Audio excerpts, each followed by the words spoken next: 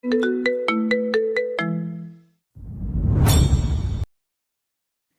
দিনটা সোমবার। তালুকদার বাড়ি জুড়ে উৎসবের আমেজ চলছে। তার কারণ আজ ইরফান তালুকদারের বড় ছেলে জায়ান জাওয়াদ তালুকদার 6 বছর পর সিঙ্গাপুর থেকে নিজ দেশে ফিরছে। গোটা তালুকদার বাড়ি সেজে উঠছে নতুন আনন্দে। দীর্ঘ 6 বছর পার করে বাড়ির ছেলে বাড়িতে ফিরছে। সবার মনে উত্তেজনা আনন্দ বিরাজ করছে অসম্ভব রকমের। মিসেস লুৎফা তালুকদার ছেলে আসার খুশিতে যেন বোধ বুদ্ধি সব কয়ে বসেছে। ছেলে তার এয়ারপোর্টে পৌঁছে গেছে, আর কিছুক্ষণের মধ্যেই বাড়িতে চলে আসবে। তার ছোট ছেলে ও দেবরের ছেলে এবং স্বয়ং ইরফান তালুকদার নিজে গেছে ছেলেকে এয়ারপোর্ট থেকে রিসিভ করতে। কি রে, তোর হলো? আর কত সময় নিবি? আমার ছেলেটা যে এসে পড়ল, আর তুই এখনো ঘষা মাজা করছিস। বেশ উচ্চ স্বরে এই কথাটা শেষ করলো লুৎফা তালুকদার। পুতুল বাঁ হাতের তালু দিয়ে কোনো মতে কপালে লেগে থাকা ঘাম মুছে নিল খুব অযত্নে। শাড়ির আঁচলে ডান হাত মুছে আরেকটা প্লেট নিয়ে বেসিনে রেখে মাথা নিচু করে খুব চাপা স্বরে জবাব দিল। এক্ষুনি হয়ে যাবে গিন্নিমা। লুৎফা তালুকদার বিরক্ত হলো। পূর্বের তুলনায় আরো কণ্ঠে তেজ এনে বলল, আর কখন হবে? সারাদিন পার করে দিবি নাকি এই কয়েকটা প্লেট বাটি ধুতে গিয়ে? পুতুল একবার বেসিনে পড়ে থাকা এঁটো থালা বাসনের দিকে চোখ বুলালো। পুরো বেসিন বোঝাই হয়ে আছে এঁটো থালা বাসন দিয়ে। একবার শান্ত মনে নিজেকেই প্রশ্ন করল, এখানে এই কয়েকটা বাসন? এরপর আবার নিজের ভাবনায় নিজেই জল ঢাললো। এগুলো তার কাছে পাহাড় সম কাজ হলেও তারা মালকিন মানুষ, কাজবাজ করে না, তাই তাদের কাছে এই কয়েকটা বাসনই। পুতুল আর জবাব দিল না। নির্লিপ্ত ভঙ্গিতে ঝটপট হাত চালাতে লাগলো। লুৎফা তালুকদার মুখ বাঁকিয়ে রান্নাঘর ত্যাগ করল। কোনো কারণ ছাড়াই সে পুতুল নামক মেয়েটাকে সহ্য করতে পারে না। কিন্তু কেন তার এই মেয়েটাকে সহ্য হয় না সেটা সে জানে না।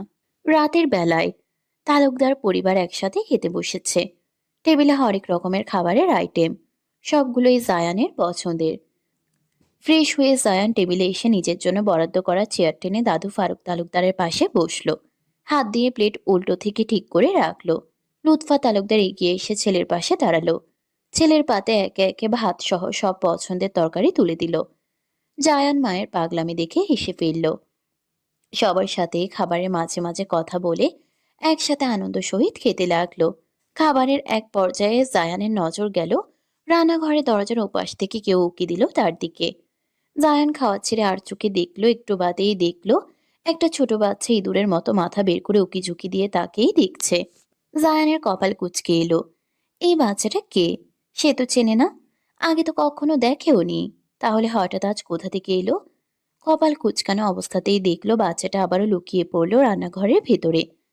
কেন যেন জায়ান হেসে ফেলল। হয়তো বাচ্চাটার বাচ্চামো দেখে হেসে আবারও খাওয়ায় মনোযোগ দিল। আব্বু, তোমাকে আরেকটু ভাত দেই? জায়ানের মায়ের কথায় দুই দিকে মাথা নাড়িয়ে জবাব দিল। তাই বললে কি হয়? কতদিন পর তোকে এত যত্ন নিয়ে সামনে বসে খাওয়াচ্ছি বল। না না মা, আর খেতে পারবো না। আম্মু, আমিও মাংস ভাত খাবো। চমকে উঠে তড়িৎ বেগে ছেলের দিকে তাকালো পুতুল। ছেলের এমন অসহায় আবদার শুনে পুতুলের কলিজাটা যেন মোচড় দিয়ে উঠল। বুকটা খা খা করে উঠল। তবে নিজেকে সামলে ছেলের দিকে গম্ভীর চোখে তাকিয়ে কর্কশ শব্দে বলল, বলেছি না, যা পাবে তাই খাবে, বাড়তি কোনো বায়না করবে না। বাচ্চাটার মুখটা মুহূর্তেই ছোট হয়ে গেল। পুতুল দেখল সেই দৃশ্য, তবে সে নিরুপায়। তার কিছু করার ক্ষমতা নেই। এই বাড়িতে দুই বেলা যে ডাল ভাত খেয়ে পড়ে বাঁচতে পারে এটাই তার কাছে অনেক। সেখানে ভালো মন্দ খাওয়ার কথা তো স্বপ্নেও ভাবতে পারে না। পুতুলের বুক ভার হয়ে গেল। ভাতের প্লেটে অন্যমনস্ক হয়ে বারবার হাত ঘোরাতে লাগলো। বাচ্চাটা একবার মায়ের মুখটা দেখল, এরপর মাথা নিচু করে মুখের ভাত চিবোতে লাগলো। পুতুল একটা লম্বা দীর্ঘশ্বাস ফেলে মনে মনেই আওড়ালো, কোথায় আপনি? আপনার কি আমাদের প্রতি কোনো দায়িত্ব নেই? আপনি কি এতটাই দায়িত্বজ্ঞানহীন? একবারও কি আপনার আমাদের কথা মনে হয় না? নিজের মনের কথায় আবার নিজেই হেসে ফেলল। সে কার থেকে আশা রাখছে? সেই বড়লোকের ছেলের প্রতি, যে এক রাত এসেই জীবন এলোমেলো করে উধাও হয়ে গেল। এই 6 বছরেও যেই লোকের একদিনের জন্য পুতুলের কথা, এই বাচ্চাটার কথা মনে হলো না, তার থেকে পুতুল এত কিছু আশা করছে কিভাবে? আম্মু, ও আম্মু, কি হলো তোমার? হাতের মৃদু ঝাঁকি অনুভব করতেই পুতুলের ঘোর কাটল। মাথা নাড়িয়ে ছেলের দিকে তাকালো। পুতুল শান্ত গলায় প্রশ্ন করলো। কি হয়েছে? বাচ্চাটাকে এবার একটু উৎসাহিত লাগলো। সে খুব উৎসাহ নিয়ে মায়ের উদ্দেশ্যে বলল, আম্মু জানো, আজকে না আমি একটু আগে দেখলাম একটা খুব সুন্দর মানুষ ওই ঘরে সবার সাথে খাচ্ছিল। উনি কে? আগে তো দেখিনি। পুতুল ছেলের মুখে ডাল দিয়ে ভাত মাখিয়ে মুখে দিল। সাবধানী বার্তা বলে দিল। উনি এবারই বড় সাহেব, ভুলেও তার সামনেও যাবে না। আর তুমি আবারও তাদের খাবারে উকি দিয়েছো? তোমায় বারণ করেছি না? তুমি কি আমার কাছে মার খেতে চাও? বাচ্চাটা মুখ ছোট করে গোমরা মুখেই জবাব দিল। আমি খাবারে নজর দিইনি, আমি তো ওই লোকটাকে দেখছিলাম। কত সুন্দর জানো, তুমি দেখোনি? আচ্ছা মুখ, আমার বাবা কেমন সুন্দর দেখতে। পুতুল এবার বেশ চটে গেল। যে লোকের কোনো খোঁজ নেই সে কেন দিনে অন্তত 10 বার সে লোকের কথা জিজ্ঞেস করবে? কথায় কথায় এত বাবা বাবা কেন করো? বলেছি না আর দ্বিতীয়বার এই বাবা নামটা আমার সামনে উচ্চারণ করবে না। কথা কানে যায় না নাকি? এদিকে জায়ান তাকিয়ে রইল রান্নাঘরের মেঝেতে বসে থাকা দুইজনের দিকে। মেয়েটি মেঝেতেই হাঁটু মুড়ে বসে আছে, হাতে তার একটা স্টিলের থালা, আর তাতে সাদা ভাত আর ডাল। আর তার সামনে একটা বাচ্চা গোল করে বসে আছে। অজানা কারণেই জায়ানের হার্টবিট বেড়ে গেল। বুকের ভেতর ধড়ফড় শুরু হলো। কিন্তু কেন তার এমন অনুভূতি হচ্ছে যেন সে এদেরকে খুব ভালো করে চেনে? কেন তার মনে হচ্ছে এরা তার খুব কাছের কেউ? জায়ান বুকে হাত চেপে কয়েকবার ডলা মোচড়া দিল। তাতেও তার হৃৎপিণ্ড দ্রুত বেগের চঞ্চলতা থামালো না। আর চোখে দরজার কাছ থেকে সেই দুজনকে দেখল। জায়ানের মনে হাজারো প্রশ্ন জাগলো, এরা কারা? এদেরকে আগে তো কখনো দেখেনি। তাহলে এলো কোথা থেকে? আর তার মাও তো কখনো এদের বিষয়ে কিছু বলেনি। ভাবনা থেকে বেরিয়ে জায়ান সোজা হয়ে দাঁড়ালো। কয়েকবার ভাবলো ভেতরে যাবে কি যাবে না। সে মূলত পানি খেতে এসেছে। তার ঘরের যোগে এক ফোঁটা পানিও নেই। হয়তো রাখতে ভুলে গিয়েছিল, এত রাতে কাকেই বা ডাকবে। তাই নিজেই ঘর থেকে বেরিয়েছে পানি খাওয়ার উদ্দেশ্যে। তবে রান্নাঘরের কাছে এসে দেখলো দুজনে একসাথে বসে কথা বলছে। তবে জায়ানের খটকা লাগলো। বাড়িতে তো আজ অনেক ধরনের রান্না হয়েছে, তাহলে বাচ্চাটা শুধু ডাল দিয়ে কেন ভাত খাচ্ছে? আর সব থেকে বড় যে প্রশ্নটা তার মাথা চাড়া দিচ্ছে সেটা হলো, এরা দুজন কে? কি এদের পরিচয়? জায়ান আর কিছু ভাবলো না, সেভাবেই সেখান থেকে ফিরে গেল। তবে তার কানে প্রত্যেকবার ধ্বনিত হচ্ছে একটাই শব্দ, আম্মু, আমি মাংস ভাত খাবো। ইস, বাচ্চাটা কতটা উদ্বেগ নিয়ে একটু মাংস খাবার চেয়েছে। সেদিন আর সারা রাত জায়ান ঘুমোতে পারল না। সারা রাত শুধু এপাশ ওপাশ করেই কাটিয়ে দিয়েছে। আর শুধু ভেবেই গেছে এই বাচ্চাটা আর এই বাচ্চার মা কে? আর কেনই বা তাদের দেখে জায়ানের মনে হলো এদেরকে সে চেনে। শেষ রাতে এত প্রশ্নের উত্তাপ সহ্য করতে না পেরে বেড থেকে উঠে বসলো। সিদ্ধান্ত নিল মায়ের থেকে জেনে নেবে এরা কারা, আর এই বাড়িতেই বা কেন আছে। পরক্ষণেই মনে পড়লো অনেক রাত সবাই ঘুমোচ্ছে। এখন বিরক্ত করা যাবে না। সামান্য একটা প্রশ্নের জন্য সত্যিই কেটে সামান্য একটা প্রশ্ন। তাহলে জায়ান কেন এই প্রশ্নের উত্তর খুঁজতে এতটা মরিয়া হয়ে উঠেছে? নিজেকে সামলে অনেক কষ্টে ঘুমালো। তালুকদার বাড়িতে সকালের দৃশ্য। সকালে নাস্তা শেষ করে সবাই একসাথে ড্রয়িং রুমে বসে আলোচনা মজা করছে। তার মূল উদ্দেশ্যই হচ্ছে জায়ান। সবাই জায়ানকে ঘিরে এক একজন এক এক প্রশ্ন করছে। জায়ানও হেসে হেসে সবার প্রশ্নের উত্তর দিচ্ছে। তার কোলে ইফাদের 4 বছরের মেয়ে। জায়ান বরাবরই বাচ্চা প্রেমী। তার বাচ্চাদেরকে ভালো লাগে। তাই তো বিগত ঘন্টা খানেক সময় নিয়ে ইফাদের মেয়ে উষাকে নিজের কোলে নিয়ে বসে আছে। তবে তার দৃষ্টি বারবার এদিক ওদিক তাকিয়ে কাউকে খুঁজছে। আর সে হলো কাল রাতে সেই বাচ্চাটা। এখন পর্যন্ত সে তার দেখা পেল না। বেশ কিছুক্ষণ পর জায়ানের নজরে এলো সে কাঙ্ক্ষিত ফুলটি। হ্যাঁ, জায়ানের ভাষায় বাচ্চাদেরকে ফুল বলা হয়। সে বিশ্বাস করে প্রত্যেকটা বাচ্চাই পৃথিবীর বুকে একটা নতুন ফুল। এখনো সেই একই কাণ্ড ঘটল। সেটা হলো বাচ্চাটা এবারেও তাকে লুকিয়ে লুকিয়ে দেখছে। জায়ান তার দিকে তাকিয়ে হেসে হাতের ইশারায় নিজের কাছে ডাকলো। প্রথমে বাচ্চাটা না এলেও পরবর্তীতে জায়ান অনেকবার ডাকায় সে কুটকুট করে হেঁটে এলো জায়ানের কাছে। জায়ান শান্ত চোখে একবার পরখ করলো। একটা নীল রঙের হাফ প্যান্ট আর একটা কালো রঙের টি শার্ট। শার্টের অবস্থা খুবই শোচনীয়। দেখেই বোঝা যাচ্ছে জামাটা অনেক দিনের পুরনো একটা শার্ট। আপাতত ড্রয়িং রুমে জায়ান ও সার সেই বাচ্চাটা ছাড়া আর কেউই নেই। সবাই আলোচনা ছেড়ে নিজেদের ঘরে গেছে যে যার কাজে। জায়ান হেসে পকেট হাতরে একটা চকলেট বের করে বাচ্চাটার সামনে ধরল। অন্য কেউ হলে হয়তো চকলেটটা লুফে নিত, তবে এই বাচ্চাটা তা করলো না। সে শুধু নির্লিপ্ত ভঙ্গিতে দেখেই গেল। জায়ান এক ভ্রু কুঁচকে চকলেটটা পূর্বের তুলনায় আরেকটু সামনে ধরে কোমল কণ্ঠে বলল। নাও, এটা তোমার জন্য। বাচ্চাটা তাও নিল না। এবারে জায়ানের কপালে গাঢ় ভাঁজ পড়ল। সে ভ্রু কুঁচকেই প্রশ্ন করল। নেছো না কেন? এটা তোমার জন্যই। আমার আম্মু মারবে আমাকে। জায়ান হেসে উঠল। হেসেই বলল, মারবে না, নাও। মারবে না? কথাটা শুনেই ছেলেটার চোখ দুটো চকচক করে উঠল। দাঁত বের করে হেসে বাঁ হাত বাড়ালো চকলেটটা নেওয়ার উদ্দেশ্যে। চকলেটে হাত দেবে এমন সময় জায়ান নিজের হাতটা গুটিয়ে নিল। বাচ্চাটা আশাহত চোখে চাইল। জায়ান দুই দিকে মাথা নাড়িয়ে বলল। হুম, বাঁ হাত নয়, ডান হাত আগাও। বাচ্চাটা লজ্জায় পড়ল। দ্বিতীয়বার আর হাত বাড়ালো না। জায়ান বিষয়টা বুঝতে পেরে নিজের কোল থেকে উষাকে নামিয়ে তার পাশে বসালো। তুমি একটু এখানে বসো মা। উষা মাথা নেড়ে সম্মতি জানালো। জায়ান উষাকে রেখে হাত বাড়িয়ে বাচ্চাটাকে কোলে নিল। অস্বাভাবিকভাবে ছেলেটাকে কোলে নেওয়ার সময়ে জায়ানের হাত কাঁপছিল। বিষয়টা জায়ান নিজেও লক্ষ্য করেছে। তার কারণ সে খুঁজে পেল না। বাচ্চাটাকে কোলে নিয়ে বসালো। মাথায় এলোমেলো ভাবে হাত বুলিয়ে চুলগুলো নাড়িয়ে দিল। এরপর চকলেটটা তার হাতে দিয়ে বলল। সবসময় কারোর থেকে কিছু নিতে হলে ডান হাত বাড়িয়ে দিবে, ঠিক আছে?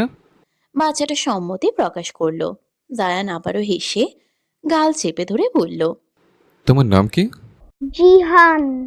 বাহ, খুব সুন্দর নাম তো। আরও কিছু প্রশ্ন করবে তার আগেই মিসেস লুৎফা ড্রয়িং রুমে উপস্থিত হলেন। জায়ানের কোলে জিহানকে দেখে তিনি নাক ছিটকালেন। চুকচুক শব্দ ব্যবহার করে বলল।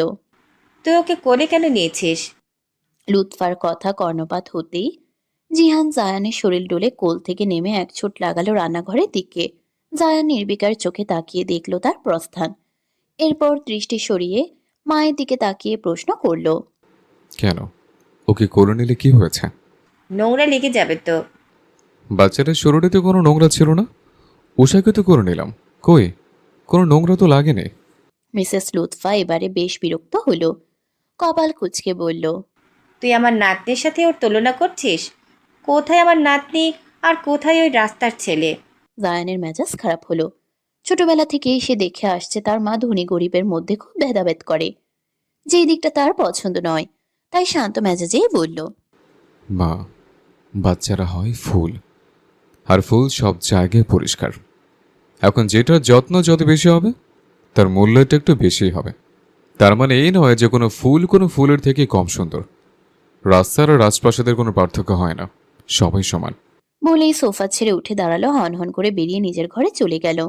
লুৎফা চোকানো দৃষ্টিতে ছেলেকে দেখল। মনে মনে এই বাচ্চাটার উপরে তার রাগ হলো। এর জন্য তার ছেলে তাকে কথা শুনিয়ে গেল। এদিকে জিহানের হাতে চকলেট দেখে পুতুল হাতের কাজ থামিয়ে রাগী চোখে ছেলের দিকে তাকাতেই জিহান হাতটা নিজের পেছনে লুকিয়ে ফেলল।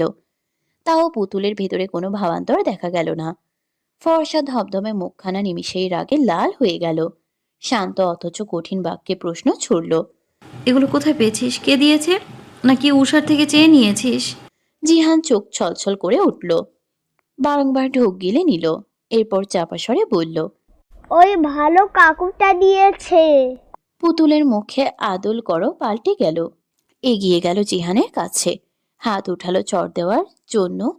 প্রয়াস করতেই সামনে থেকে রেহেনা তালুকদার জায়ানের দাদি এসে পুতুলের হাত ধরে ফেলল। জিহানকে টেনে নিজের পেছনে লুকিয়ে কর্কশ শব্দে বলল। তুই আবার ওর গায়ে হাত তুলছিস? কতবার বলেছি হুটহাট ওকে মারবি না। তুই দেখি কোনো কথাই শুনিস না। এবারে কিন্তু তুই আমার কাছে মার খাবি। পুতুল ধীরে ধীরে সরে দাঁড়ালো রেহেনার সামনে থেকে। মাথা নিচু করেই শান্ত স্বরে বলল। কি করব দাদি? পরে ওর হাতে এই চকলেট দেখলে বর্ষা ভাবি আর বড় মা বলবে ও চুরি করেছে। আর কত বলবো ওকে সাবধান হতে। রেহেনা হয়তো বুঝলো। মাথা নাড়ালো, ভুল কিছুই বলেনি পুতুল। তারা শাশুড়ি বৌমা মিলে যে কেন এদের মা ছেলেকে এত অপমান হেয় করে তিনি বুঝে পায় না। মাঝে মাঝে খুব কষ্ট হয় বাচ্চাটার মুখের দিকে তাকালে। কতটা মায়াবী মুখখানা। পুতুলও তার ব্যতিক্রম নয়। যেন আল্লাহ খুব যত্ন করে পুতুলকে বানিয়েছে। রূপের দিকে কোনোভাবেই পুতুলকে পেছনে ফেলার কোনো উপায় নেই। হালকা হাড্ডিসার দেহখানা, ফর্সা ধবধবে ধূপ, কোমরে নিচ পর্যন্ত চুল, মুখের গড়ন ও এত সুন্দর যে মাঝে মাঝে রেহেনা এক পলকে তাকিয়ে থাকে পুতুলের মুখের দিকে। তার বুক চিরে একটা লম্বা আফসোসের শ্বাস বেরিয়ে এলো। এত সুন্দর ও ভালো সহজ সরল একটা মেয়ের জীবন কেন এমন হলো? আল্লাহ কি এই বাচ্চাটার মুখ চেয়ে মেয়েটাকে একটু সুখের সন্ধান দিতে পারে না? পারেই তো। হয়তো সুখ হবে। আল্লাহ একদিন নিশ্চয়ই পুতুলকে একদিন খুব সুখ দিবেন। সেই দোয়াই করে। তিনি জিহানকে বলল, তুমি আমার ঘরে যাও, হ্যাঁ? আর এইটা নিয়ে ঘর থেকে বেরিও না, কেমন? জিহান বুস্তারের মতো মাথা নেড়ে নীরব পায়ে রান্নাঘর ত্যাগ করলো। পুতুল ছেলে যাওয়ার পানে তাকিয়ে দীর্ঘশ্বাস ফেলল। তার জীবনে আছে আর কি? শুধুই নিঃশ্বাসে নিঃশ্বাসে দীর্ঘশ্বাস। জীবনটাই তো দীর্ঘ এক দুঃখের জীবনে ভেসে যাচ্ছে। নজর সরিয়ে সবজি কাটায় মনোনিবেশ করলো। রেহেনা পুতুলের পাশে এসে দাঁড়ালো। একটা প্রশ্ন করব পুতুল? বলো দাদি, তুমি আবার কবে থেকে অনুমতি নিচ্ছ? রেহেনা জড়তা ভরা কণ্ঠে প্রশ্ন করলো। আচ্ছা, জিহানের বাবার কি কোনো খোঁজ খবরই পাসনি? লোকটা কোথায় আছে, কি করছে, কিছুই কি জানিস না? পুতুল আলু টুকরো টুকরো করতে করতে হেসে বলল, কেউ হারিয়ে গেলে তাকে খুঁজে পাওয়া যায় দাদি, কিন্তু কেউ যদি নিজে থেকে লুকিয়ে থাকে তাকে কিভাবে খুঁজে পাবো? আর লোকটা কে সেটাই তো জানি না, কিভাবে খুঁজবো? কখনো খোঁজার চেষ্টাও করিসনি? করেছিলাম, অনেক খুঁজেছিলাম। শেষবার আমার হাতে একটা কার্ড দিয়েছিল, পরে সেই কার্ডে থাকা নাম্বারে অনেকবার কল করেছি, যোগাযোগ করতে চেয়েছি, তবে সেই নাম্বারটাই তো বন্ধ বলছিল। এখনও ভাবি, লোকটা কি ইচ্ছে করেই অকেজো একটা নাম্বার দিয়েছিল? রেহেনা রাগলো। মেজাজকে তুঙ্গে তুলে চিবিয়ে চিবিয়ে বলল, দোয়া কর পুতুল, তোর ওই নাগর যেন কোনোদিন আমার চোখের সামনে না পড়ে। তাহলে সেই দিন যে ওর কি হাল হবে আল্লাহ মালুম। পুতুল হেসে ফেলল শব্দ করে। কপালের অবাধ্য চুলগুলো টেনে কানের পাশে গুজে দিল। ঘামাত্মক মুখে একবার শাড়ির আঁচল দিয়ে মুছে নিল। এরপর স্বাভাবিকভাবেই বলল, দোয়া করো দাদি, যেন লোকটা জীবনে একবার হলেও আমার সামনে আসে। তাকে যে আমার অনেক কিছু বলার আছে, সেগুলো তাকে না বলতে পারলে যে আমি মরেও শান্তি পাবো না। রেহেনা করুণ চোখে পুতুলের ক্লান্ত চেহারা দেখল। তুই খুব ভালো রে পুতুল, দেখিস তোর এই দুঃখের দিন একদিন ফুরাবেই। সুখের সন্ধান আর করি না দাদি, এখন শুধু একটাই চাওয়া, ছেলেটার একটা গতি হোক। আমি দায়বদ্ধভাবে চোখ বুঝতে পারি যেন। এইসব কেন বলছিস পাগলি? দেখিস একদিন আমার কথাই ঠিক হবে, তুই খুব সুখে থাকবি। পুতুল এবারেও স্বভাব সুলভ হাসল। তুই যে কেন আরো আগে এলি না? আরও আগে এলে কি করতে? তোকে বড় নাতির বউ করে ঘরে তুলতাম। পুতুল শব্দ করে হেসে বলল, আসতে বলো বুড়ি, তোমার বড় বৌমা শুনতে পেলে তোমাকে এই বয়সে, বুড়ো বয়সে ঘর ছাড়া করবে। জায়ান, দেশে ফিরলে এবারে ব্যবসায় বসো। ব্যবসার কথা শুনে ইফাত ও সাজিদ, জাহানের চাচা, চোখ তুলে তাকালো ইরফান তালুকদারের দিকে। তাদের ভালো লাগলো না। জায়ান ভাবলেশহীনভাবে সোফায় বসে রইল। ব্যবসায় তো সে বসবেই, নিজেদের ব্যবসা ছেড়ে কি করবে? আর এই ব্যবসার জন্যই তো সেই 6 বছর যাবৎ সিঙ্গাপুরে পড়েছিল। তার স্বপ্ন সে দেশের টপ বিজনেসম্যান হবে, নিজেকে একজন সফল ব্যবসায়ী হিসেবে গড়ে তুলবে। হ্যাঁ বাবা, কাল থেকে ব্যবসায় বসবো ভেবেছে। ইরফান তালুকদার খুশি হলো। আনন্দ ভরা চোখে ছেলেকে দেখে বলল, এটা তো খুবই খুশির কথা। আগে বলবে না? তাহলে তো আমি আজকেই সবাইকে বলে দিতাম অফিসে। কাল আমি তোমাকে নিয়ে যাব অফিসে, ঠিক আছে? ঠিক আছে বাবা। আশ্চর্য, তুমি চোখে দেখো না নাকি? নাকি আজকাল কামচোরের সাথে সাথে কানাও হয়ে গেলে? বর্ষার চিৎকারে সবাই বর্ষার দিকে দৃষ্টি দিল। জায়ান চোখ বাঁকা করে পুতুলকে দেখল। মেয়েটা তাকে দেখে এভাবে কেঁপে উঠল কেন? সে কি ভূত নাকি? এভাবে ভয় পাওয়ার কি আছে? পুতুলের হাত পা কাঁপছে। বুকের ভেতরে যেন কেউ হাতুড়ি পেটাতে লাগলো। ধরাম ধরাম করে হৃৎপিণ্ড চলতে লাগলো, যেন সে একজনকে দেখে থমকে গেছে। কেমন অস্বাভাবিক চোখে জায়ানের দিকে তাকিয়ে রইল। গলা জমে যাচ্ছে মনে হয়, যেন কেউ তার গলা চেপে ধরে রেখেছে শক্ত করে। কি হলোটা কি? কথা বলছো না কেন? পুতুলের যেন হুঁশ ফিরল। বারবার পলক ঝাপটালো। চোখের পানি গড়িয়ে পড়ার আগে নিজেকে স্বাভাবিক করলো। ক্ষমা চাওয়ার সুরে বলল, মাফ করবেন ভাবি, আমি বুঝতে পারিনি, আমি সত্যি খুব দুঃখিত। পাশ থেকে তেতে উঠল লুৎফা। খেকিয়ে উঠে বলল, তুই কখনোই বুঝে কিছু করিস না। কত সুন্দর দামি কাপগুলো ভেঙে ফেললি। অপয়া মেয়ে লোক, যা ধরে তাই ভাঙে। পুতুল কিছু না বলে হাঁটু ভেঙে মেঝেতে বসে ট্রেতে করে কাচের ভাঙা কাপের টুকরোগুলো তুলতে লাগলো। কাচের টুকরোগুলো তুলতে গিয়ে অসাবধানতায় হাতের আঙ্গুলে কাচ ফুটে গেল। ব্যথায় পুতুলের হাত একবার কুঁকড়ে নিল, তবে মনের ক্ষত থেকে এই ক্ষত খুবই নগণ্য। তার হৃদয় যে ছিঁড়ে চৌচির হয়ে গেল। সেই ক্ষতর কি হবে? কিভাবে ঘোচাবে এই ক্ষত? চোখের কার্নিশ পেয়ে গড়িয়ে পড়ল নোনা জল। নাকের ডগা লাল হয়ে গেছে। ট্রেতে করে কাচ নিয়ে উঠে দাঁড়ালো বর্ষা, আবারও চিৎকার করে উঠল। তোমার মন কোথায় থাকে? হ্যাঁ, কাজের বেলায় কি মনোযোগ অন্য কোথাও রেখে আসো? জায়ান এবার একটু কঠিন কণ্ঠে বলল। তোমাদের এই কেমন আচরণ? একজন তো বলছে ভুল করেছে, বারবার ক্ষমাও চাইছে, তারপরে এমন ব্যবহার করছো কেন? ভুল হতেই পারে। বর্ষা হয়তো একটু নরম হলো, তবে দমল না। সে আবারও জায়ানকে বলল। ভাইয়া, আপনি জানেন ওই না, এই মেয়ে কাজের তুলনায় অকাজ করে বেশি। আর তোমরা এই ধরনের ব্যবহার করো বেশি, তাই তো? অপমানে বর্ষার মুখটা থমথমে হয়ে গেল। পুতুল চলে গেল, জায়ান আর কিছু বলল না। মায়ের উদ্দেশ্যে প্রশ্ন করল। মেয়েটাকে? লুৎফা বিরক্ত গলায় জবাব দিল। পুতুল তোর নানা বাড়ির এখানে থাকতো, 5 বছর ধরে এখানে। তখন একটা কাজের মেয়ের খুব প্রয়োজন ছিল। তোর নানি কে বললে ওর কথা বলে, তখনই ওকে এনেছিলাম। ও আচ্ছা। আম্মু কি হয়েছে তোমার? পুতুল এবার ছেলেকে জড়িয়ে ধরে ফুপিয়ে কেঁদে উঠল। তার ইচ্ছে করলো চিৎকার করে কাঁদতে, তবে সে পারল না।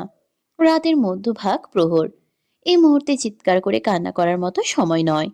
আর পুতুল সেটা পারবেও না। জিহান এভাবে মায়ের কান্না দেখে নিজেও পুতুলকে জড়িয়ে ধরে কেঁদে ফেলল। সে কেন কাঁদছে? তার মা কাঁদছে তাই সেও কাঁদছে। সে তো তার মায়ের কান্না কষ্ট কোনোটাই সহ্য করতে পারে না। পুতুল ছেলেকে আঁকড়ে ধরে কান্না মাখা গলায় বলল। তুই কেন এলি দুনিয়াতে? কেন তোর সব থাকতেও কিচ্ছু নেই? কেন তোর জীবনটা আমার মতো পরগাছা হয়ে কাটাতে হবে?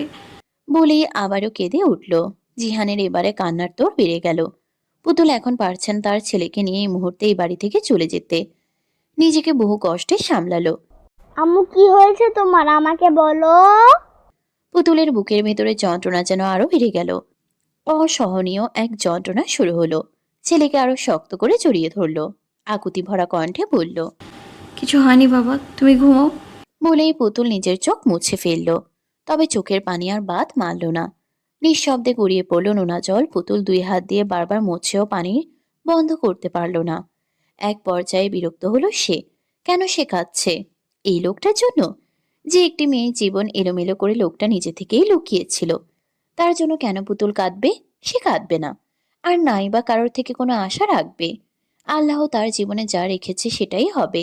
আল্লাহ তার জীবনে সুখ লিখে রাখলে কোনো একদিন সে সুখী হবেই। এতে আর কোনো আশা সে রাখবে না। যা আছে তার ভাগ্যে। Office time. Talukdar jewellery house. দেশের বড় মাপের একটা ব্র্যান্ডেড গহনার কোম্পানি, যেখানে সোনা রূপা থেকে শুরু করে সব ধরনের হীরে জহরত মুক্তা সবকিছুর অলংকার পাওয়া যায়। বর্তমানে এই কোম্পানির প্রধান দায়িত্বে আছেন ইরফান তালুকদার। তিনি মনে মনে সিদ্ধান্ত নিয়েছেন যে তারপরই তার বড় ছেলে জায়ানকে এই ব্যবসার দায়িত্ব দিবেন। তার ছোট ছেলে জোবায়েরকে নিয়ে তার কোনো ভরসা নেই। ও একটা উড়নচণ্ডী স্বভাবের ছেলে। তাকে দিয়ে ব্যবসা সামলানো হবে না। আর নিজের করা সাম্রাজ্যকে সে তার ভাই ও ভাইয়ের ছেলের হাতেও তুলে দিতে পারবে না। তার মন মানবে না। নিজের সম্পত্তি কয়জনই বা ছেলের বদলে ভাই আর ভাইয়ের ছেলেকে দিবে? স্বার্থপর দুনিয়ায় নিজের স্বার্থ না বুঝলেই নয়। নিজের ছেলের ভবিষ্যৎ কেন সে নষ্ট করবে? আবার নিজের সম্পত্তি বলেও যে ভাই আর তার ছেলেকে সম্পত্তি থেকে বঞ্চিত করবে এমনটাও নয়। ব্যবসা যে দেখবে সেই এই ব্যবসার মালিক। ভাই দেখেছো? কেবিনের দরজা ঠেলে জোবাইয়ের ভিতরে প্রবেশ করতে করতে কথাটা জায়ানকে বলল। জায়ান হাতের ফাইল থেকে চোখ সরিয়ে জোবাইরের দিকে তাকালো। মাথা নেড়ে হাতের ফাইলটা টেবিলের উপরে এক পাশে রেখে চেয়ারে হেলে বসলো। চোখ দিয়ে চেয়ারের দিকে ইশারা করে বলল। বস। জোবাইর বসলো। ভ্রু কুঁচকে ভাইয়ের মুখের দিকে তাকিয়ে প্রশ্ন করলো। কোনো গুরুত্বপূর্ণ কিছু? হ্যাঁ, তোকে একটা দায়িত্ব দেব। বলো ভাইয়া, কি বলবে? জায়ান কিছু পল নীরব রইল। কিছু একটা ভেবে এরপর টিয়ের উদ্দেশ্যে নরম স্বরে বলল। 6 বছর আগে রতনপুরের যে এলাকায় আমার অ্যাক্সিডেন্ট হয়েছিল, আর যারা আমাকে সে রাতে আশ্রয় দিয়েছিল, তাদের বিষয়ে আমাকে কোনো খোঁজ এনে দিতে পারবে? জোবাইর ভরকানো চোখে জায়ানের মুখ পানে তাকালো। সরু চোখে তাকিয়ে বলল। রতনপুর? আর সেই অ্যাক্সিডেন্ট এর কথা আজকে বলেছো? সে তো অনেক পুরনো ঘটনা, হঠাৎ এখন খোঁজ করছো যে? জায়ান বিরক্ত হলো বোধহয় জোবাইরের প্রশ্নে। কপালে ভাঁজ ফেলে হালকা বিষণ্ণ গলায় বলল, বড্ড বেশি প্রশ্ন করিস। তোকে যা বলেছি তুই সেই মতো কাজ কর। জোবাইর হয়তো বুঝলো জায়ান কথা এড়িয়ে যাচ্ছে, তাই আর দ্বিতীয় কোনো কথা বাড়ালো না। সে সম্মতি প্রকাশ করে বলল, ঠিক আছে, আমি আজকেই খোঁজ নিচ্ছি। হুম, যত দ্রুত সম্ভব খোঁজ এনে দে। জোবাইর মাথা নাড়িয়ে চেয়ার ছেড়ে উঠে গেল। কেবিন থেকে বেরোতেই জায়ান ঠোঁট গোল করে একটা তপ্ত শ্বাস ছাড়ল। ইন করা সাদা অফিসের ফর্মাল শার্টের কলারের বাটন খুলে ঢিলা করলো। চেয়ারে শরীর এলিয়ে দিল। শরীরের কালো কোট খুলে পাশেই সোফার উপরে ছুঁড়ে ফেলল। চেয়ারে মাথা এলিয়ে কপালে হাত রেখে চোখ বন্ধ করল। সে গভীর ভাবনায় পড়ল। চোখের সামনে ভেসে উঠল 6 বছর আগের ঝড়ের রাতের দৃশ্য। রাত তখন গভীর রাত। জায়ান গাড়ি নিয়ে বেরিয়েছে, অন্ধকার জঙ্গলের রাস্তা গুলিয়ে ফেলেছে। সাথে ঝড়ের এই প্রকট বাতাসে যেন গাড়িটার সামনে যাওয়ার কোনো জোগাড় নেই। এইদিকে জায়ানের মাথা প্রচন্ড ব্যথায় যেন ছিঁড়ে যাচ্ছে। পথ হারিয়ে সে এখন পড়েছে এক মহা বিপদে। গাড়ি চালানোর মতো শক্তি তার মধ্যে নেই। বাহিরে গাছপালা ভাঙার শব্দ পুরোপুরি স্পষ্ট বোঝা না গেলেও তার আভাস পাওয়া যাচ্ছে। জায়ান খুব কষ্টে চোখ মেলে তাকালো। সে এই মুহূর্তে কোথায় আছে, এটা কোন জায়গা, সেই সম্পর্কে অবগত নন জায়ান। গাড়ির কাছে ঠকঠক শব্দ হতেই জায়ান স্টিয়ারিং হুইলের উপর থেকে মাথা তুলে তাকালো বাইরের দিকে। খুব কষ্টে হাত বাড়িয়ে গাড়ির কাছ নামালো। একজন মধ্যবয়স্ক লোক চিন্তিত কণ্ঠে প্রশ্ন করল, আপনি কে সাহেব? এই মাঝরাইতে এইখানে কি করেন? কোনো বিপদ হয়েছে সাহেব? জায়ান অস্পষ্ট স্বরে আওড়ালো। আমাকে একটু সাহায্য কর। লোকটা বুঝতে পেরে ভেজা শরীরে গাড়ির দরজা খোলার চেষ্টা করলো। গাড়ির দরজা খুলে খুব সাবধানতার সাথে জায়ানের বাহু ধরে জায়ানকে বের করলো। জায়ান নিজের সমস্ত ভর ছেড়ে দিল লোকটার উপর। লোকটা একটু হিমশিম খেলো জায়ানকে সামলাতে।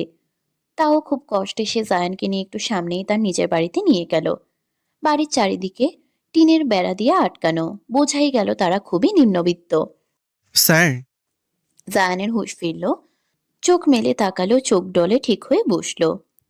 কোনো প্রবলেম? স্যার, ইফাত স্যার এই ফাইলটা দেখতে বলল। ঠিক আছে, আপনি রেখে যান, আমি পরে সময় করে দেখে নেব। জি স্যার। বিকেলের পরিবেশ। আজ শুক্রবার। জায়ান আজ সারাদিন ভোরেই বাড়িতে সময়ই কাটাচ্ছে। আর তার সঙ্গী হিসেবে আছে উষা। আজ প্রায় 25 দিন চলছে জায়ান দেশে এসেছে। দেশে এসে অফিসের কাজ নিয়ে সে ব্যস্ত হয়ে পড়েছে। ব্যস্ত সময়কে একপাশে রেখে আজ জায়ান বাড়িতে রয়েছে। বাগানে উষার সাথে একটা বেঞ্চিতে বসে বসে উষার নানান কথা শুনছে ও তার প্রশ্নের উত্তর দিচ্ছে। পাপাই, তুমি এতদিন কোথায় ছিলে? আমি এতদিন একটা অন্য জায়গায় ছিলাম মা। কেন বলো তো? তুমি খুব ভালো পাপাই। আগে তুমি থাকলে খুব ভালো হতো। তাহলে সারাদিন আমি তোমার সাথে থাকতাম। জায়ান হেসে উষার গালে চুমু দিয়ে বলল, তাই বলছে? আমার ছোট মাটা আমাকে এত ভালোবাসে? খুব ভালোবাসি পাপাই। জানি তো, সবটাই চকলেটের লোভ, তাই তো? উষা জায়ানের মুখের দিকে তাকিয়ে দাঁত কেলিয়ে হেসে ফেলল। জায়ান নিজেও হেসে ফেলল। পাপাই, আমাকে আরেকটা চকলেট বেশি দিবে? কেন মা? তাহলে আমি আমার থেকে একটা ওই জিয়াদকে দিতাম। ওকে তো কেউ চকলেট দেয় না। হঠাৎ জায়ানের মনে হলো জিহানের কথা। সত্যিই তো বাচ্চাটাকে আজ সারাদিনেও দেখল না কেন? কোথায় গেল? নিজের মনে আর প্রশ্ন দমিয়ে রাখতে পারল না। উষাকে প্রশ্ন করল। জিহান কোথায়? ওকে তো দেখছি না। উষা মুখটা ছোট করে ফেলল, মিনমিনে স্বরে বলল, ওর মা ওকে সকালে খুব মেরেছিল, তাই হয়তো আর সারাদিন ঘর থেকে বেরোয়নি। জায়ানের ভ্রু কুঁচকে এলো। বাচ্চাটাকে মেরেছে? কেন? এত আদুর একটা বাচ্চাকে কেউ কিভাবে মারে? ওর মনে কি কোনো দয়া মায়া নেই নাকি? নাকি মারার সময় ওর হাত কাঁপে না? কই, জায়ান তো কোনো বাচ্চার সাথে একটু ধমকেও কথা বলতে পারে না। তার কষ্ট হয়। তাহলে এই বাচ্চাটার মা কিভাবে কারণে অকারণে বাচ্চার গায়ে হাত তোলে? জায়ান উষাকে প্রশ্ন করল। জিহানকে মেরেছে কেন?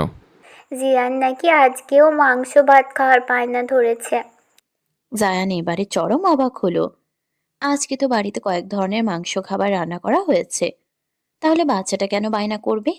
অবাকের ছাপ রেখেই বলল, ও কি মাংস দেয়নি? না, দেয় না তো। আমি একবার জিহানকে লুকিয়ে মাংস ভাত দিয়েছিলাম আমার ভাগের থেকে, কিন্তু দাদু দেখে ফেলেছিল। পরে ওর থেকে খাবার নিয়ে নিয়েছিল। সেদিনও ও ভালো আন্টি জিহাদকে আবারও মেরেছিল। কথাটা শোনা মাত্রই জায়ানের চোয়াল শক্ত হয়ে গেল। শিরদাঁড়া বেয়ে নেমে গেল এক অদ্ভুত কাঁপন, যেন ভেতরে হৃদয় জুড়ে তোলপাড় শুরু হলো। সহ্য হলো না এই বাক্যটি। সে রাগে নিজের হাত মুষ্টিবদ্ধ করে বেঞ্চির হাতল চেপে ধরল। আর কিছু বলল না। উষাকে কোলে তুলে নিয়ে বাড়ির ভিতরে হাঁটা ধরল। রাগে তরতর করছে শরীরের রক্ত। একটা বাচ্চাকে খাবার দিতে গিয়ে এদের এত অমানসিক ব্যবহার। বাড়িতে সবাই ভালো খাবার খায়, অথচ একটা বাচ্চাকে একটু মাংস দিতে এদের কলিজায় লাগছে। কিভাবে পারে এমন করতে? জায়ান রান্নাঘরে এসে একটা প্লেটে খাবার নিল, ভাত আর মাংস তরকারি নিল। হাতে করে প্লেট নিয়ে রান্নাঘর থেকে বেরোলো। রান্নাঘর থেকে বেরোতেই দেখলো জিহান অন্য মনে দেওয়াল ঘেঁষে হেঁটে যাচ্ছে, যেন দেওয়ালের সাথে টিকটিকির মতো লেগে লেগে যাচ্ছে। জায়ানের হাসি পেল তার এমন কর্মকাণ্ড দেখে। সে এগিয়ে গিয়ে দাঁড়ালো জিহানের সম্মুখে। জিহান মাথা উঁচিয়ে জায়ানকে দেখল। জায়ান মিষ্টি করে হাসলো, এক হাত উঁচিয়ে নিজের কাছে ডাকলো। জিহান ভদ্র বাচ্চার মতো সামনে এগিয়ে এলো, তবে মুখ ফুটে কোনো শব্দ উচ্চারণ করলো না। জায়ান হাতের প্লেটটা জিহানের দিকে বাড়িয়ে দিয়ে বলল, এটা নাও। জিহান ফ্যাল ফ্যাল নয়নে চেয়ে রইল। প্লেটটা আর নিল না। জায়ান বুঝতে পেরেছে যে জিহান দোনা মোনায় ভুগছে, তাই নিজে থেকে আগ বাড়িয়ে বলল। কেউ কিছু বলবে না, যাও এটা নিয়ে ঘরে যাও। জিহান তবুও নিল না। জায়ান এবার একটু কঠোর গলায় বলল, নাও বেটা, তোমার জন্য এনেছি আমি। আম্মু আবারও মারবে। মারবে না, নাও। বলে একটু গুজু হয়ে ঝুঁকলো জিহানের দিকে। হাতের প্লেট জিহানের হাতে ধরিয়ে দিল। জিহান একবার প্লেটের দিকে তাকালো। তার খাবারটা দেখেই লোভ লেগেছে। সে তো এগুলোই খেতে চেয়েছিল।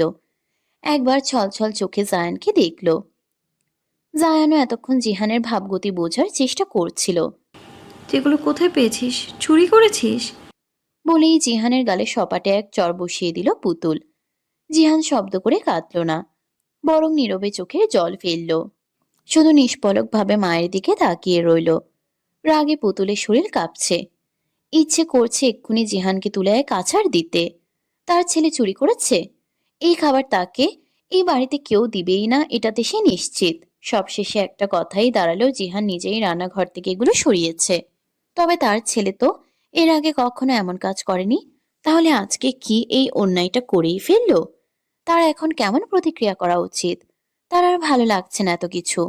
আল্লাহ কেন শুধু তাকে এত কিছু সহ্য করাচ্ছে? জীবনে সে আর কত সহ্য করবে? ছেলের মুখের দিকে তাকিয়ে মায়া হলো। বুক চেয়ে আর্তনাদ বেরিয়ে এলো, তবে মুখে তা প্রকাশ করতে পারল না। ভেজা চোখে সেদিকে নিষ্পলক চেয়ে মনে মনে বলল, যে বাড়ির ছেলে সে বাড়ির খাবারই তো লুকিয়ে চুরিয়ে করে খেতে হয়। কত আর পূর্বে সে। হাহাকারে হাহাকারে বক্ষদেশ তলিয়ে গেল। তার হৃদয় তখনই খণ্ড বিখণ্ড হয়ে গেছে যখন দেখল তার সন্তানের বাবা আর কেউ নয়, বরং এ তালুকদার বাড়ির বড় সাহেব। সে তো আশাই ছেড়ে দিল তার ছেলের পরিচয়ের। না বড় সাহেব তার আর তার ছেলের কথা জানে, আর নাই বা কখনো ওদের স্বীকার করবে। কিভাবে কোন মুখে গিয়ে এই লোকটার সামনে দাঁড়াবে? কিভাবে বলবে তার একটা ছেলে আছে? লোকটা কি তার কথা বিশ্বাস করবে? নাকি সবার মতো সেও পুতুলকে নষ্ট নারীর উপাধি দিয়ে দিবে? পুতুল তো তা সহ্য করতে পারবে না। তার এই ছেলের পরিচয়ের জন্যই তো সে এত সংগ্রাম করে বেঁচে আছে। তাকে যদি বারবার সমাজের চোখে পাপ বলে সম্বোধন করে, তখন এই যন্ত্রণা কিভাবে সইবে পুতুল? খোদা, একটু রহম করুন আপনি। আর যে সহ্য করার মতো ক্ষমতা তার নেই। নিজের মনের কথাকে মনেই লুকিয়ে রেখে ছেলের হাত থেকে খাবারের প্লেট নিয়ে রাগে দুঃখে আরেকটা চড় দিতেই যাবে, তার আগে কেউ একজন এসে পুতুলের হাত চেপে ধরে ফেলল। পুতুল তাকালো সেই দিকে। তার শিরদাঁড়া বেয়ে হিমশীতল উত্তেজনা বয়ে গেল।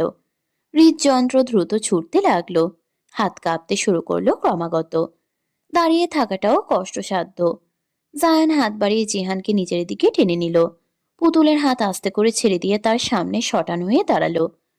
চোয়াল শক্ত করে কঠিন শব্দে বলল, এই মেয়ে, এভাবে কারণে অকারণে ওকে মারু কেন? এমন একটা বাচ্চার গায়ে হাত তুলতে তোমার কষ্ট হয় না? পুতুল খানিকটা পিছিয়ে গেল। জায়ানের চোখের দিকে তাকানোর সাহস তার নেই। তাকালেই বুকের ভিতরে চাপা আর্তনাদ চোখের পানির সাথে গড়িয়ে পড়বে, যেটা পুতুল এই মুহূর্তে চাইছে না। তাই মাথা নিচু করে তার দৃষ্টি লুকাতে চাইল। নীরের স্বরে তাচ্ছিল্য করে জবাব দিল, না। তোমার কষ্ট নাই লাগতে পারে, ওর তো কষ্ট লাগে। যার জীবনটাই কষ্টে ভরা তার আবার সামান্য মারে কিছু যায় আসে নাকি? জায়ান সুচালো চোখে পুতুলকে দেখল। মধ্যম গড়নের মেয়েটা, খুব সুন্দরী, তবে মাথায় গোবর ভরা। মেজাজ নিয়ে বলল। তুমি তো খুব নির্দয়, একটা বাচ্চার কষ্ট বোঝো না। পুতুল প্রতিউত্তর করলো না দেখে জায়ান আর কথা বাড়ালো না। পুতুলের হাতের খাবার দেখিয়ে বলল। এগুলো আমি ওকে দিয়েছি, ও কারোর থেকে চেয়ে নেয়নি, আর কোথা থেকে চুরিও করেনি। আশা করছি এটা নিয়ে বাচ্চারা কি আর কিছু বলবে না। বলেই জায়ান হনহন করে চলে গেল। পুতুল শীতল চোখে সেদিকে তাকিয়ে রইল। চোখের কার্নিশ পেয়ে জমা হলো নোনা জল। খুব অবহেলায় চোখ মুছে জিহানের দিকে তাকালো, যে এখনো ফুপিয়ে কাঁদছে। মায়া হলো ছেলের এমন মলিন মুখ দেখে। প্রত্যেকবার ওকে আঘাত করলে যেন পুতুল নিজেই সব থেকে বেশি আঘাত পায়। সে এগিয়ে গিয়ে জিহানকে কোলে তুলে নিল। জিহানের লাল হয়ে যাওয়া গালে ঠোঁট দাবিয়ে চুমু দিল। কাপা কণ্ঠে বলল। মা খুব খারাপ বাবা, শুধু তার ছানাকে মারে, আঘাত করে, তাই না? জিহান উত্তর দিল না, শুধু মায়ের গলা জড়িয়ে ধরে ফুপিয়ে কেঁদে উঠল। পুতুলের কষ্ট যেন আরো বেড়ে গেল। চাপা আর্তনাদে সেও ছেলেকে আঁকড়ে ধরে রইল। আম্মু, আমি চুরি করিনি। জানি তো, আমার সোনা ছেলে এমন করতে পারে না। ভাইয়া, তুমি যাদের কথা বলেছিলে তাদের খোঁজ পেয়েছি, তবে সেখানে কেউ থাকে না। শুনেছি যার বাড়িতে ছিল সেই লোক তার কিছুদিন পরেই মারা গেছে। বাকি রইল ওনার স্ত্রী আর মেয়ে। ওনার স্ত্রী ও ওনার মেয়ের মৃত্যু 1 বছর পর মারা গিয়েছিল, আর মেয়েটার কোনো খবর পাওয়া যায়নি। সায়ান খুব মন দিয়ে পুরোটা কথা শুনল। সে দ্বিতীয়বার হতাশ হলো। চোখের সামনে ভেসে উঠল সেই ডাগর ডাগর আখি জড়া, যেন এই 6 বছরেও সে ভুলতে পারেনি। চোখ বন্ধ করলো। মনে মনে হতাশার শ্বাস ফেলে বলল। কেন তো পেরে দিচ্ছ আমায়? হয় ধরা দাও, নয়তো মুক্তি দাও। জুবায়ের জায়ানকে নিশ্চুপ দেখে আবারও প্রশ্ন গেল। ভাইয়া, কিছু কি হয়েছে? না। আচ্ছা, ওখানকার কেউ কি কোনো খোঁজ দিতে পারেনি যে মেয়েটা কোথায়? না, বেশ কয়েকজনকে জিজ্ঞেস করলে তারা সবাই একটা কথাই বলেছে। বলতে গিয়েও থেমে গেল জোবায়ের, যেন ভাষা আটকে গেছে। এভাবে মাঝপথে কথা থামিয়ে দেওয়ায় জায়ান মাথা তুলে জোবায়ের দিকে তাকালো। ব্রু কুচকে নিয়ে প্রশ্ন করল। কি বলেছে? থেমে গেলি কেন? আসলে ভাইয়া, মেয়েটা নাকি বাজে স্বভাবের ছিল। বিয়ের আগে প্রেগনেন্ট হয়ে গিয়েছিল। এটা জানার পরেই নাকি ওর মেয়েটার বাবা, মানে যে তোমাকে সাহায্য করেছিল, উনি হার্ট অ্যাটাক করে মারা গিয়েছিল, আর গ্রামবাসী মিলে তাদের গ্রাম ছাড়া করেছিল। এতটুকু কথাই যথেষ্ট ছিল জায়ানকে ভেঙে চুরমার করে দিতে। বুকের ভেতরে অসহনীয় যন্ত্রণা শুরু হলো। মেয়েটা প্রেগনেন্ট ছিল, তার কিছুদিন পরেই এই ঘটনা ঘটেছে। তাহলে সব তার দোষ। তার জন্যই গোটা একটা পরিবার ভেঙে গেল। না, আর মানা গেল না। বুকের বাঁ পাশের ব্যথাটা যেন ক্রমাগত বেড়েই চলেছে। ডান হাতটা বুকের বাঁ পাশে চেপে ধরে সিটিয়ে গেল রকিং চেয়ারের সাথে। সময়ের সাথে সাথে ব্যথা বাড়ছে। দাঁতে দাঁত চেপে ব্যথা সহ্য করার ব্যর্থ চেষ্টা করলো। জোরে জোরে হাঁপানি রোগীদের মতো শ্বাস নিতে লাগলো। জোবায়ের ভাইকে এভাবে বুকে হাত দিয়ে জোরে জোরে শ্বাস নিতে দেখে নিজের চেয়ার ছেড়ে উঠে গিয়ে জায়ানের পাশে দাঁড়িয়ে জায়ানের কাঁধে মৃদু ধাক্কা দিয়ে বলল। ভাইয়া, কি হয়েছে? জায়ান কিছু বলতে পারল না। তালুকদার বাড়ির ড্রয়িং রুমের চাপা কান্নার শব্দ যেন ড্রয়িং রুমের প্রতিটি দেওয়ালের সাথে বারবার ধ্বনিত হচ্ছে। লুৎফা তালুকদার হাই হাই করে উঠছে বারবার। রাজিয়া বেগম বড় চাকে সান্ত্বনা দিচ্ছে। রেহেনা নিজেও চাপা স্বরে কাঁদছে। আমার সুস্থ ছেলেটারে কি হয়ে গেল? রান্নাঘরের পাশে স্টোর রুমের দরজায় দাঁড়িয়ে পুতুল তাদের কথাই শুনছিল। হঠাৎ এমন সবার চিৎকার চেঁচেমেচি শুনে সে দরজার কাছে এসে দাঁড়ালো। লুৎফার এমন আহাজারি দেখে পুতুলের কলিজাটা ধক করে উঠল। ওনার ছেলের কি হয়েছে? আর কার কি হয়েছে? জোবায়ের ভাইয়ের কিছু হয়েছে নাকি বড় জনের? অজানা ভয়ে ভেতরটা নড়ে উঠল। মস্তিষ্ক জুড়ে হানা দিল অসংখ্য বাজে চিন্তা। নিজের চিন্তাকে একপাশে রেখে আবারও আড়ি পাতল। লোকটার কি কিছু হলো? কিন্তু বেশিক্ষণ আর আড়ি পাতা হলো না। পুতুল আর শুনতে পেল না। জায়ান কোনো একটা বিষয়ে বড় ধাক্কা খেয়েছে। সেই ধাক্কা সহ্য করতে না পেরে একটা ছোটখাটো স্ট্রোক করে বসেছে, এমনটাই ডক্টর জানিয়েছে। দীর্ঘ 2 ঘন্টা পর জায়ানকে এখন আইসিইউ থেকে নর্মাল কেবিনে শিফট করা হয়েছে। এখনো পুরোপুরি জ্ঞান ফিরেনি। হয়তো জায়ান শরীরের দিক থেকে মনের দিক থেকেই বেশি দুর্বল। জায়ানের মুখে অক্সিজেন মাস্ক দেওয়া। বাইরে তার কেবিনের সামনে সবাই অপেক্ষা করছে। কাচের দরজা গলিয়ে বারবার জায়ানকে দেখছে। তখন জোবায়ের জায়ানকে অস্বাভাবিক আচরণ করতে দেখে জোবায়েরের সন্দেহ হলো। ঠিক সেই মুহূর্তেই কোনো রকম সময় ব্যয় না করে জায়ানকে নিয়ে এসেছে হসপিটালে। হসপিটালে আস্তে আস্তে জায়ানের অবস্থা আরো খারাপ হলো। একের পর এক এক করে প্রত্যেকেই জায়ানের সাথে দেখা করে যাচ্ছে, তবে এতে জায়ানের কোনো প্রতিক্রিয়া নেই। সে এক দৃষ্টে সিলিং এর দিকে তাকিয়ে, যেন নিজেকেই নিজে কিছু বলে সান্ত্বনা দেওয়ার বৃথা চেষ্টা মাত্র। কিছুতেই যেন সে শান্তি পাচ্ছে না, ভেতর থেকে শান্তি মিলছে না। সে তার নীল নয়নার মাতৃত্বের খবরটা শুনে ঠিক মানতে পারল না। একটা শিরোনামহীন বন্ধনে সে আটকে গেছে। তার অস্তিত্ব পৃথিবীতে কি আদতেও আছে, নাকি তাকে পৃথিবীর আলো দেখার আগেই ধরনের বুক থেকে মুছে ফেলেছে? তার বক্ষতল জুড়ে তোলপাড় সৃষ্টি হলো। বুকের ভেতরে অপরাধ বোধ করে করে খেলো। কেন সে এই সন্ধানটা আরো আগে করলো না? কেন সেই দিন শুধু প্রতিশ্রুতি দিয়ে এসেছিল? কেন দ্বিতীয়বার সে নীল নয়নার খোঁজে সে গেল না? কোথায় আছে এই নীল নয়না? এতদিন তো শুধু একজনের জন্য তার হৃদয় পড়েছে, কিন্তু এখন তো আরেকজনের অনাকাঙ্ক্ষিত আগমনের বার্তা তাকে আরো ধ্বংস করে দিচ্ছে। কিভাবে নিজেকে পাপ মুক্ত করবে? কি করবে? কোথায় খুঁজবে? কোথায় আছে তারা? আর ভাবতে পারল না। অসুস্থতা তাকে আরো জড়িয়ে নিল। তার চাই, তার সেই ঝড়ের রাতের নীল নয়নাকে চাই। তার থেকে অনেক কিছু জানার আছে, অনেক ক্ষমা চাওয়ার আছে, অনেক প্রশ্নের উত্তর জানা আছে। তার চাই নীল নয়নাকে, যে করেই হোক সে খুঁজে বের করবেই। তাকে সব থেকে বেশি যে কথাটা শেষ করছে সেটা হচ্ছে একটা ছোট প্রাণের সূচনা। আচ্ছা, নীল নয়না কি তার অস্তিত্বকে বাঁচিয়ে রেখেছে, নাকি সমাজের ভয়ে আরেকটি রাতের অন্ধকার একটা নিষ্পাপ ফুলকে মুছে ফেলেছে? যে এই জায়ান তালুকদার বাচ্চাদের এত ভালোবাসে, আজ তার ফুলের এত ভয়ঙ্কর পরিণতি সে কিভাবে মানবে? মানতে পারবে না সে। ভাবনার আগুনে পুড়ে জায়ান যেন ক্ষণে ক্ষণে ছাই হয়ে যাচ্ছে। উফ, এত যন্ত্রণা কেন হচ্ছে তার? রাত তখন প্রায় 1টার ঘরে। পুতুল জিহানকে গভীর ঘুমে রেখে তাদের ঘর নামক স্টোরুম থেকে বেরোলো। গুটি গুটি পা টিপে টিপে এসে দাঁড়ালো জায়ান তালুকদার নামক তার সন্তানের স্বীকৃতিহীন বাবার ঘরের দরজায়। ভালো করে এদিক ওদিক তাকিয়ে পরিস্থিতি পর্যবেক্ষণ করলো। কোথাও কেউ আছে নাকি? কিন্তু না, কেউ নেই। সবাই যে যার ঘরে। এত রাতে কারোর জেগে থাকারও কথা নয়। সবাই বেশ ক্লান্ত।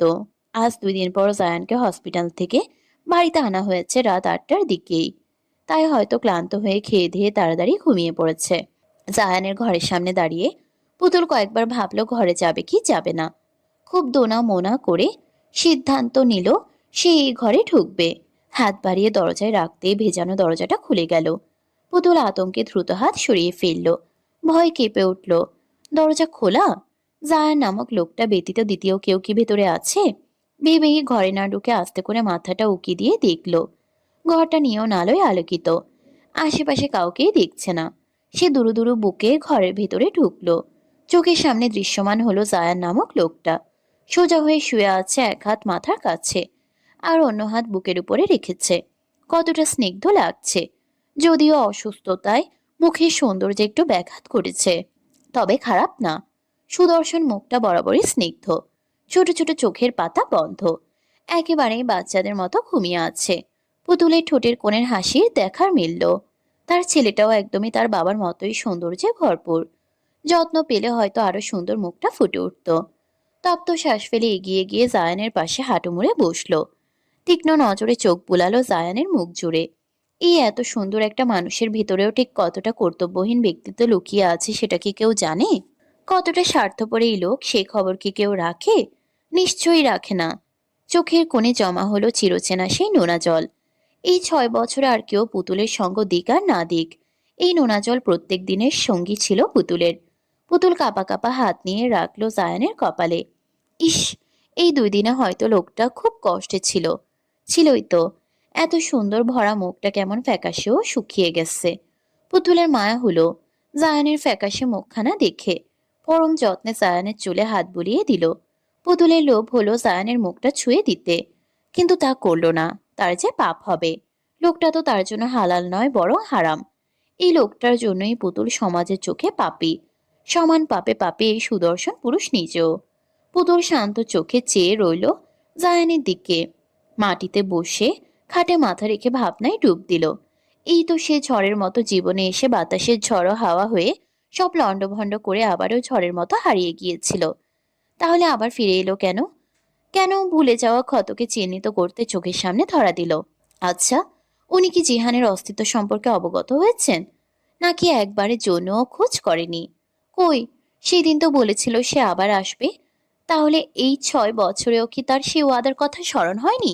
এই 6 বছরেও কি তার পুতুলের কথা মনে হয়নি যে কেউ একজন তার পথ চেয়ে দিন গুনছে? জায়ানের মাথা থেকে হাত সরিয়ে উঠে দাঁড়ালো পুতুল, আর পেছনে ফিরে না তাকিয়ে যেভাবে নীরবে এসেছিল সেভাবেই নীরব থেকে প্রস্থান করলো। পুতুল চলে যেতেই জায়ান চোখ খুলে তাকালো, শীতল চোখে দরজার দিকে তাকিয়ে রইলো। সে বুঝে উঠতে পারছে না এত রাতে লুকিয়ে তার ঘরে কেন এলো, এত রাতে লুকিয়ে তার ঘরে কেন পুতুল এসেছিল, আর মাথায় হাত বুলিয়েই বা কেন দিল? হ্যাঁ, জায়ান ঘুমায়নি, সে তো চোখই বন্ধ করতে পারছে না।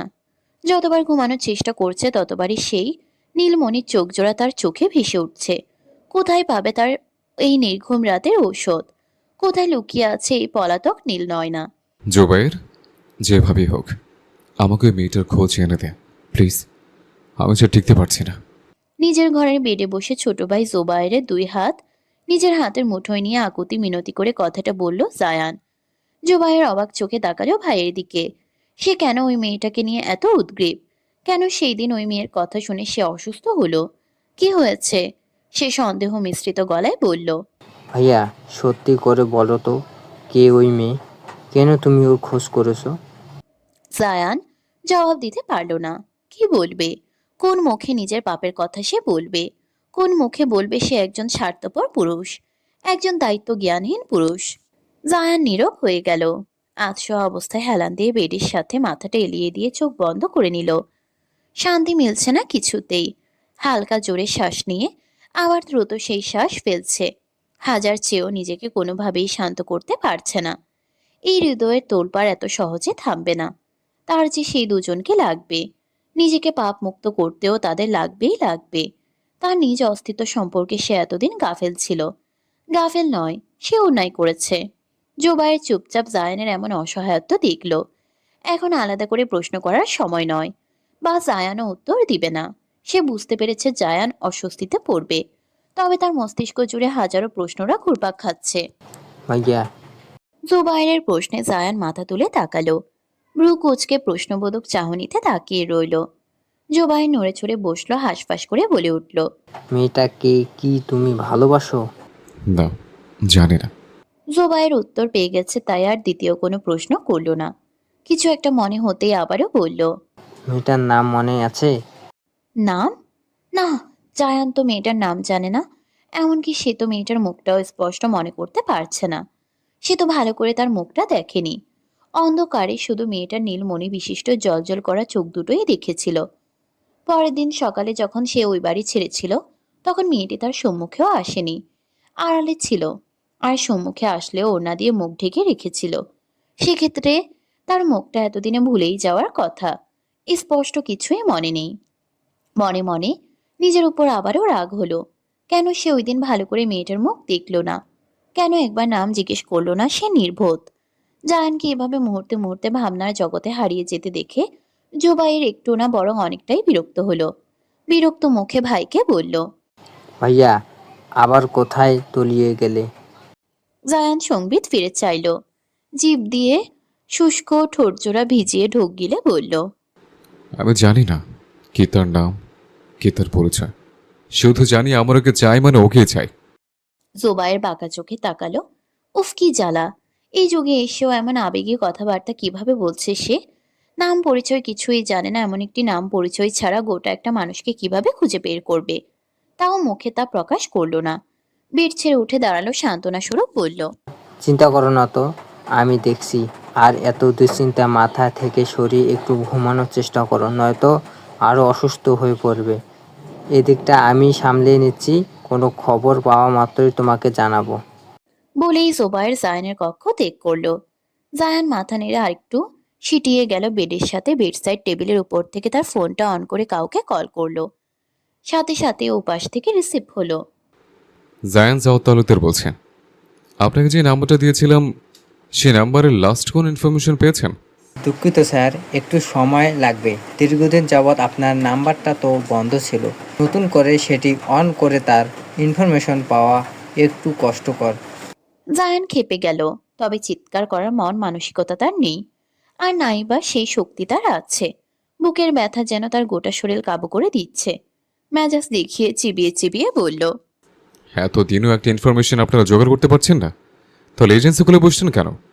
এজেন্সি অফিস বন্ধ করে বাজারে ধনেপথে বিক্রি করতে বসুন। সরি স্যার, আর কিছুটা সময় দিন। আর মাত্র একদিন সময় দিলাম।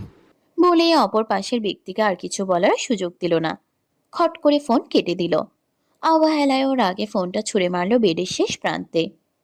রাগে গজগজ করতে করতে যখন জায়ান দরজার দিকে তাকালো, তখন দেখলো জিহান দরজার হাতল চেপে ইঁদুরের মতো মাথা বের করে উকি দিয়ে তার দিকেই তাকিয়ে আছে। মুহূর্তেই যেন জায়ানের টকবগিয়ে রাখতে থাকা মস্তিষ্ক যেন শান্ত হয়ে গেল। ঠোঁটের কোণে মিষ্টি হাসি খেলে গেল। হেসে জিহানকে হাতের ইশারায় কাছে ডাকলো। জিহান এদিক ওদিক তাকিয়ে কাউকে দেখলো। কেউ নেই দেখে সে গুটি গুটি পায়ে জায়ানের ঘরে ঢুকলো। জায়ানের পাশে দাঁড়ালো। ফ্যালফ্যাল করে তাকিয়ে রইল জায়ানের দিকে। জায়ান নিজের দিকে এমন তীক্ষ্ণ দৃষ্টি দেখে সেও খুব উৎসুক হয়ে চেয়ে রইল জিহানের মুখের দিকে। কেন যেন এই মুখটা দেখলেই তার অশান্ত মনটা আরো অশান্ত হয়ে যায়। আবার মাঝে মাঝে শান্তিও অনুভব করে। তবে কেন যেন জায়ানের মনে হয় জিহানের সাথে তার কোনো সম্পর্ক আছে। কিন্তু কি সেই সম্পর্ক? কিসের এত টান একটা বাচ্চার প্রতি? এই মুখটা দেখলে জায়ানের তার নিজের কিছু অনুভব করে। অন্তর জুড়ে হাজারো অনুভূতির সংমিশ্রণে সে বারবার হারিয়ে যায়। জিহান নিজের নীরবতা ভেঙে জায়ানকে প্রশ্ন করল। তোমার কি হয়েছে বড় সাহেব? জায়ানের ভ্রু কুঁচকে এলো। বড় সাহেব? এটা কে শেখালো ওকে? আর এটাই বা কেমন সম্বোধন? কপালে ভাঁজ ফেলে প্রশ্ন করল। বড় সাহেবকে? তুমি? আম্মু তো তোমাকে বড় সাহেব বলেই ডাকে।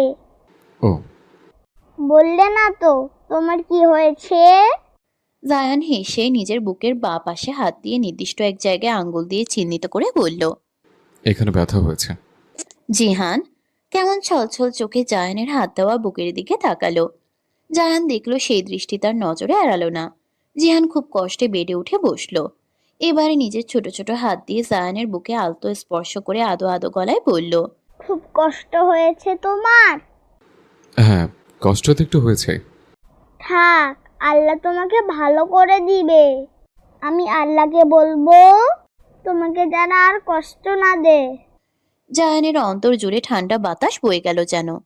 এত ভালো লাগলো যে সে প্রকাশ করতে পারল না। হাত বাড়িয়ে জিহানকে নিজের কোলে টেনে নিল। গালে ঠোঁট দাবিয়ে চুমু দিয়ে বলল। আল্লাহ যেন তোমার কথা শোনে, শোনা। আচ্ছা, তুমি কেন আমার জন্য দোয়া করবে? আমরা তো শুধু নিজের কারোর জন্যই দোয়া করি। আমি তো তোমার কেউ না, তাহলে আমার জন্য কেন দোয়া করবে? জিহান ভাবনায় পড়ল। আসলেই তো সে কেন দোয়া করবে? অবুঝের মতো জবাব দিল। জানি না, কিন্তু আমার না তোমার কষ্টে খুব কষ্ট হয়। আমার আম্মু কষ্ট পায়। কাল রাতেই কেঁদে কেঁদে আল্লাহকে বলছিল তোমাকে যেন তিনি ভালো করে দেয়। জায়ানের সমান থাকা কপাল যেন ধীরে ধীরে ভাজে ভাজে কুঁচকে এলো। জিহানের মা তার জন্য কেঁদেছে? কেন? জায়ান এমন কে যে তার জন্য অন্য কেউ কাঁদবে? সে কে? উফ! প্রশ্নে প্রশ্নে তার মাথা যেন ছিঁড়ে যাচ্ছে।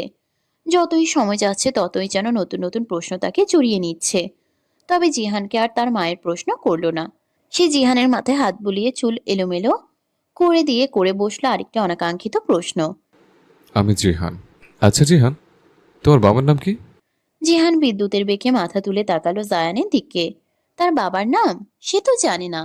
তার বাবাকেই তো সে দেখেনি। তার মুখ জুড়ে বিষণ্ণতা খেলে গেল। বিষণ্ণ মুখে বলল। জানি না। জানো না? তোমার বাবাকে দেখোনি? না, আম্মুকে বাবার কথাই জিজ্ঞেস করলে বলে তোমার বাবা হারিয়ে গেছে।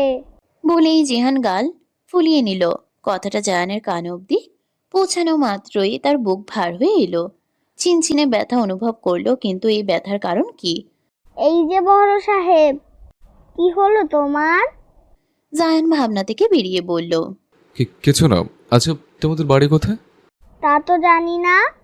দাঁড়াও, আজকে আম্মুকে জিজ্ঞেস করব আমাদের বাড়ি কোথায়, পরে তোমাকে বলবো, ঠিক আছে? জায়ান হেসে বলল। ঠিক আছে। সময় বহমান। দিন যায়, সময় যায়, কখন সময়ে বাতাসের বেগে পেরিয়ে যায় কেউ বুঝতেও পারে না। আজ বাহিরের পরিবেশটা একটু নিস্তব্ধ। সকাল থেকেই ঝিরিঝিরি বৃষ্টি ঝরছে। আজ তালুকদার বাড়ি পুরো ফাঁকা। তার কারণ আজ তালুকদার বাড়ির বড় মেয়ে শ্বশুর বাড়িতে সবাই দাওয়াতে গিয়েছে। জায়ানের বোনের শ্বশুর বাড়িতে আজ বিয়ের একটা অনুষ্ঠান আছে, সেখানেই সবাই গিয়েছে। তবে জায়ান যায়নি, তার মন মস্তিষ্ক কোনোটাই ভালো নেই।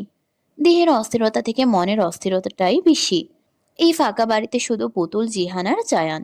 লুৎফা তালুকদার যাওয়ার আগে বারবার পুতুলকে সাবধান করে গেছে যেন সে ভুলেও জায়ানের সামনে না যায়। এটা নতুন কিছুই নয়। লুৎফা তালুকদার শুরু থেকেই পুতুলকে নজরে নজরে রেখেছে। সে যায় না, সে চায় না জায়ানের সামনে পুতুল যাক। শুধু জায়ান কেন, জোবায়ের, রিফাত, কারোর সামনে যাওয়াটাই তার পছন্দ নয়। পুতুলও মাথা নাড়িয়ে সম্মতি জানিয়েছে। সেও চায় না জায়ানের সামনে পড়তে। যেদিন থেকে সে জায়ান নামক লোকটিকে চিনতে পেরেছে সেদিন থেকেই সে নিজেকে এক প্রকার লুকিয়ে রাখে। যদিও পূর্ব হতেই পুতুলের রান্নাঘর আর স্টোররুমের বাহিরে অন্য কোথাও যাওয়ার অনুমতি ছিল না, তাই সে শুধু রান্নাঘর আর স্টোররুমেই সীমাবদ্ধ।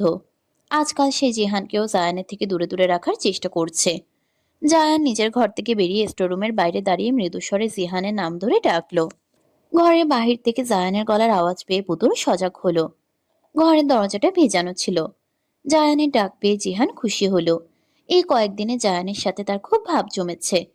বাচ্চাটা জায়ানের নাওটাও হয়েছে বোধহয়। জিহান মায়ের দিকে তাকালো অনুমতি পাওয়ার আশায়। পুতুল কিছু বলল না, চুপ করে রইল। তার মুখের আদল পরিবর্তন হলো, তাচ্ছিল্য করে হাসলো। জিহানের প্রতি তার এই মায়া ভালোবাসা পুতুলের কাছে শুধুমাত্রই আলগা দরদ মনে হয়।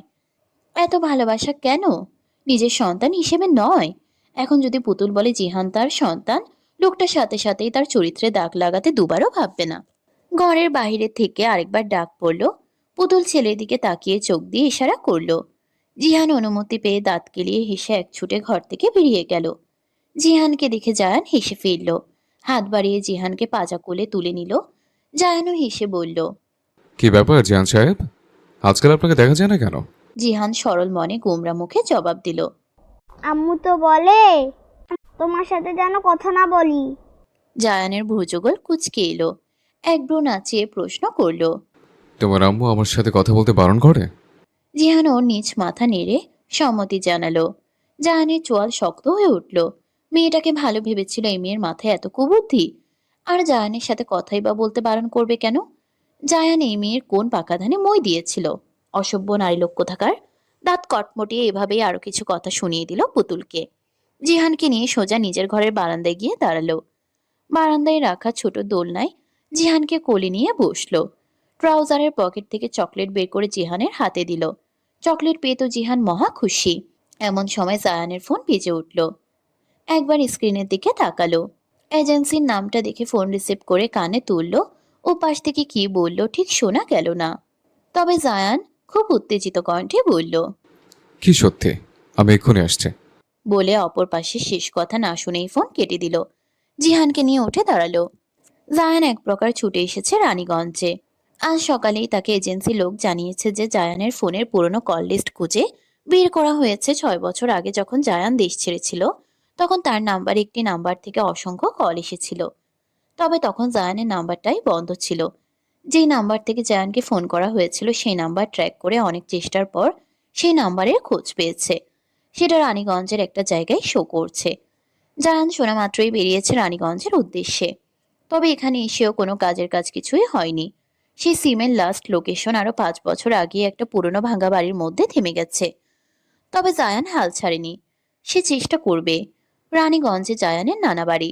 দেশে আসার পর আর এখানে আসা হয়নি, তাই পুতুলকে খোঁজার উদ্দেশ্যে এলেও আজ রাত এখানেই থাকবে বলে মনস্থির করেছে। তার নানা বাড়িতে তার বৃদ্ধ নানা নানি আর 2 জন কাজের লোক ছাড়া আর কেউই নেই। তার 3 মামা 3 জনেই স্ত্রী সন্তানদের নিয়ে বাহিরে বসবাস করে। তাদের বহুবার নিয়ে যেতে চেয়েছে, তবে তারা নিজ ভিটে মাটি ছেড়ে কোথাও যাবে না। তাই এখন দুজনে একাই এত বড় বাড়িতে থাকে। রাতে একসাথে টেবিলে খেতে বসেছে। জায়ানের নানি জোহরা বেগম নাতিকে পেয়ে সে কি খুশি। অসুস্থ থাকা সত্ত্বেও নিজ হাতে নাতির পছন্দ মতো খাবার রান্না করেছেন। খেতে বসে জোহরা বেগম জায়ানকে প্রশ্ন করলো, না না ভাই, হঠাৎ তুমি এখানে এলে? আমাদেরকে তো লুৎফা কিছুই বললো না। জায়ান খেতে খেতে জবাব দিল, এখানে কাজ ছিল, আর মা জানতো না আমিও হঠাৎ কাজের জন্য এখানে এসেছি। জোহরা বেগম আশ্বস্ত হলো, হাত বাড়িয়ে জায়ানের পাতে তরকারি দিতে দিতে বলল, না না ভাই, তোমাদের বাড়িতে পুতুল নামের একটা মেয়ে কাজ করে না? ও কেমন আছে জানো? সেই যে তোমাদের বাড়িতে গিয়েছিলাম, তখন একবার দেখেছিলাম, ফোন করলাম কতবার। তোমার মাকে বলি যে একটু পুতুলের সাথে কথা বলিয়ে দে, তোমার মা তো দেয় না। খানিকটা অভিযোগের সুরে বলল জোহরা বেগম। জায়ান প্লেটের দিকে তাকিয়ে খেতে খেতে বলল, ভালোই আছে, বাচ্চার একটু বেশি আদরে। জোহরা বেগম খুশি হলো পুতুলের কথা শুনে। পরক্ষণে আফসোস করে বলল, কত ভালো মেয়েটা, অথচ ভাগ্যটা এমন যে সমাজ থেকে পালিয়ে পালিয়ে থাকতে হয়। জায়ানের কর্ণ জোড়া খাড়া হলো, মস্তিষ্ক সজাগ হলো। হঠাৎ করে আজ পুতুলকে নিয়ে তার মনে প্রশ্ন জাগলো, আদতে মেয়েটা কে, কি তার পরিচয়? খাবার খাওয়া থামিয়ে জোহরা বেগমের দিকে তাকিয়ে উৎসুক কণ্ঠে বলল, কেন, কি হয়েছে? সে অনেক কথা নানা ভাই, মেয়েটার কপালটাই খারাপ। জায়ান বিরক্ত হলো নানির এমন ভনিতাপূর্ণ কথায়। কি হয়েছে সেটা না বলেই কথা পেছাচ্ছে। কণ্ঠে কিছুটা উদ্বেগ নিয়ে আবারও একই প্রশ্ন করল, কি হয়েছে, পুরো কথা বলো। কি হয়েছিল সেটা আমিও ঠিক জানি না, তবে এটুকু শুনেছি, পুতুল বিয়ের আগেই পোয়াতি হয়েছিল। সেই কথা শুনেই ওর বাবা মারা গেল। পরে গ্রামবাসী মিলে ওদেরকে গ্রাম ছাড়া করলো। তারপরেই ওর মা আমাদের বাড়িতে কাজ নিয়েছিল। আমাদের কাছেই 1 বছরের মতো ছিল। এরপর ডেঙ্গু জ্বরে পুতুলের মাটাও মারা গেল। পরে তোমার মা আবার আমারে বলল, তখন ওর একটা কাজের লোক লাগতো। আমি ইচ্ছে করেই তখন পুতুলকে তোমাদের বাড়িতে পাঠিয়েছিলাম, কারণ এখানে থাকলে এক একজন এক এক কথা বলতো।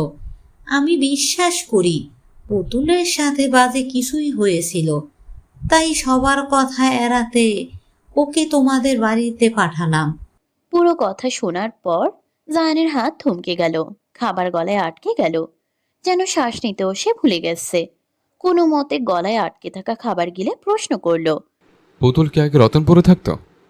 জোহরা বেগম মাথা নাড়ল। জায়ান কিছু পল চুপ রইল, যেন নিজের সাথেই নিজে বোঝাপড়া করছে।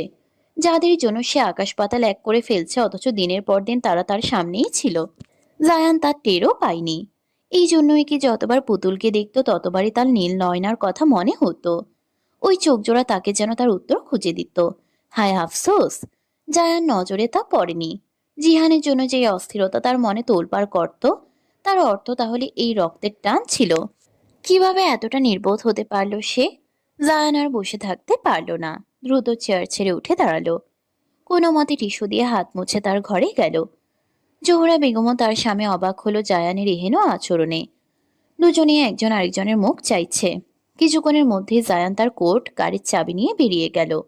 জোহরা বেগম উদ্বিগ্ন গলায় জায়ানের সামনে দাঁড়িয়ে প্রশ্ন করলেন, নানা ভাই, কোথায় যাচ্ছ এত রাতে? জায়ান বাড়ি থেকে বেরিয়ে যেতে যেতে বলল, আজ আসি নানু, আমার যেতে হবে, কাজ আছে। না না না, আজ যেতে হবে না এত রাতে, রাস্তাঘাট ভালো না, কাল সকালে যেও। জায়ান শুনল না, সে বেরিয়ে গেল। রাত তখন প্রায় 2টা। জায়ান ফুল স্পিডে গাড়ি ড্রাইভ করছে। আশেপাশের রাস্তা ভালো করে দেখছেও না। তার এইসবে কোনো চিন্তা নেই। তার শুধু এখন একটাই চিন্তা, দ্রুত তাকে বাড়ি যেতে হবে। তালুকদার বাড়িতে যে তার এই অস্থিরতার ঔষধ আছে, তার হারিয়ে ফেলা ফুল, তার পাপ মর্চনের সুধা। যদি পারত জায়ান এখন এই গাড়ি পথ ছেড়ে উড়েই বাড়িতে চলে যেতে, তাহলে হয়তো এতক্ষণে উড়াল দিত। দীর্ঘদিনের এই হতাশা, এক নজরে দুজনকে দেখারই তৃষ্ণা যেন আর কিছু প্রহর অপেক্ষা করতে পারছে না। প্রতীক্ষার প্রহর যেন ফুরাচ্ছে না। যত রাস্তা কমছে ততই তার ধৈর্যের বাঁধ ধীরে ধীরে নড়বড়ে হচ্ছে। এত আকাঙ্ক্ষা!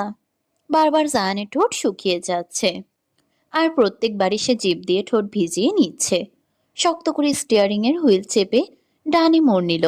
হাইওয়ে রাস্তায় রেড সিগন্যাল দিচ্ছে। এই পর্যায়ে জায়ান বেশ বিরক্ত হলো। রাগে স্টিয়ারিং এ হুইলের অপর হাত দিয়ে একটা পাঞ্চ করলো। গ্রিন সিগন্যালের অপেক্ষায় রইল। এই এই এই, ওঠ, এখনই ওঠ। আমার ঘুম হারাম করে এখন নিজের শান্তির ঘুমে তলিয়েছিস। মাঝরাতে ঘুমের মধ্যে শরীরে ঝাঁকি অনুভব হতেই পুতুল ফট করে চোখ খুলে তাকালো। কয়েকবার পলক ফেলে অন্ধকারের আবছা আলোয় সম্মুখে বসে থাকা জায়ানের মুখের আদল চেনার চেষ্টা করলো। জায়ানকে চিনতে পুতুলের খুব একটা সময় লাগলো না। জায়ান বুঝতে পেরেই পুতুল ছিটকে দূরে সরে গেল। বসা থেকেই মেঝেতে বসে পেছাতে পেছাতে জিহানের শরীরের সাথে লেগে গেল। জায়ান অধৈর্য হয়ে গেল, বারবার জোরে জোরে নিঃশ্বাস নিচ্ছে। এই নারী তাকে পূর্ব হতেই চিনত, তার পরিচয় জানতো, তবুও তাকে কিচ্ছুটি জানতে পর্যন্ত দেয়নি। ওর শাস্তি পাওয়া উচিত, কঠিন থেকে কঠিনতম শাস্তি সে বহন করে। এই নারী তার ঘুম কেড়ে নিয়েছে, তাকে দিনের পর দিন বুকের অসহনীয় ব্যথায় ভুগিয়েছে। কি করবে এই মিথ্যেবাদী নারীর? নিজের ভাবনায় ছেদ পড়ল পুতুলের প্রশ্নে। বড় সাহেব, আপনি এখানে এত রাতে কেন? জায়ান বনিতা করল না, ঘাড় এদিক ওদিক ঘুরিয়ে বার কয়েক পলক ঝাপটালো। এরপর চিপ দিয়ে ঠোঁট ভিজিয়ে সরাসরি পুতুলের নীল চোখ জোড়ার দিকে তাকিয়ে সোজা প্রশ্ন করল। জিহানের বাবার নাম কি? পুতুল শিউরে উঠল, মস্তিষ্ক প্রায় শূন্য অনুভব করল। বলা নেই কওয়া নেই, হঠাৎ করে এই লোক তাকে কেন এই প্রশ্ন করছে, কেনই বা এসেছে? পুতুল কোনো মতে নিজেকে সামলে নিয়ে আমতা আমতা করে বলল, ওর বাবা নেই, হারিয়ে গেছে। জায়ানের ক্রোধ বাড়ল। সে জানে জিহানের বাবা সে এটাও জানে পুতুল তাকেও চেনে। পুতুল তাকে প্রথম দিন দেখেই চিনেছে, সেটা তার প্রথম দিনের আচরণ দেখেই জায়ান বুঝেছিল। আর জায়ানকে লুকিয়ে দেখা, তার জন্য দোয়া করা, সবটাই তার জানা। তাহলে এই নারী কেন সমানে মিথ্যে বলছে? কেন সে স্বীকার করছে না? জায়ান যে পুতুলের নিজ মুখে শুনতে চায় এই কঠিন সত্যটা, সে পুতুলের নিজ মুখে শুনে নিশ্চিন্ত হতে চায়। জায়ানের চোয়াল শক্ত হয়ে গেল, ক্রোধে সারা শরীর রেড়ি করে উঠল। বসা থেকেই পুতুলের কাছে গিয়ে পুতুলের গালজোড়া শক্ত করে চেপে ধরে কথা চিবিয়ে চিবিয়ে বলল, পাপী নারী লোক, এখনো কেন কিছু স্বীকার করছিস না? আমাকে দেখে কি তোর পাগল মনে হয়? 3 রাত নির্ঘুমে পার করছি আমি, এটা চোখে পড়ছে না? কি স্বীকার করবো?